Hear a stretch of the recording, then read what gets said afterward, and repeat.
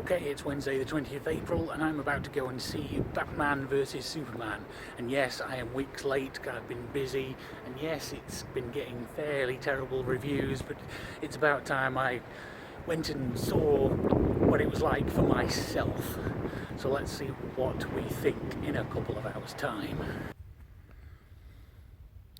Probably won't stay that way because I'm fairly early, but at the moment I've got the cinema all to myself.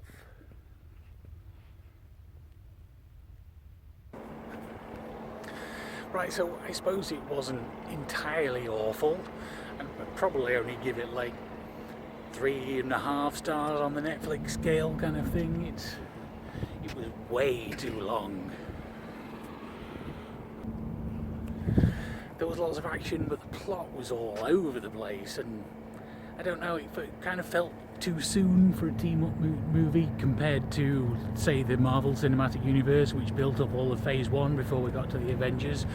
But starting with the Justice League basically as the second film in the DC Universe seems kind of like the wrong way about it, even though everyone knows how the Batman origin story goes now, I suppose.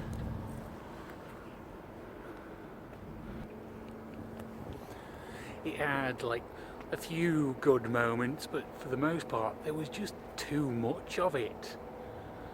I won't go into spoilers exactly, but the believability of all the end is just silly.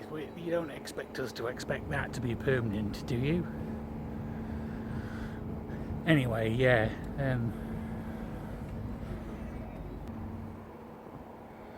I suppose it's worth seeing as it's going to be part of a greater whole, but that's also part of its problem. It's the same with some of the Marvel movies, that it spends a bit too much of its time setting ourselves up for future events. Anyway, as usual, a full written review I'll stick up on Letterboxd at some point in the future. Link to that down in the doobly-doo. See you soon.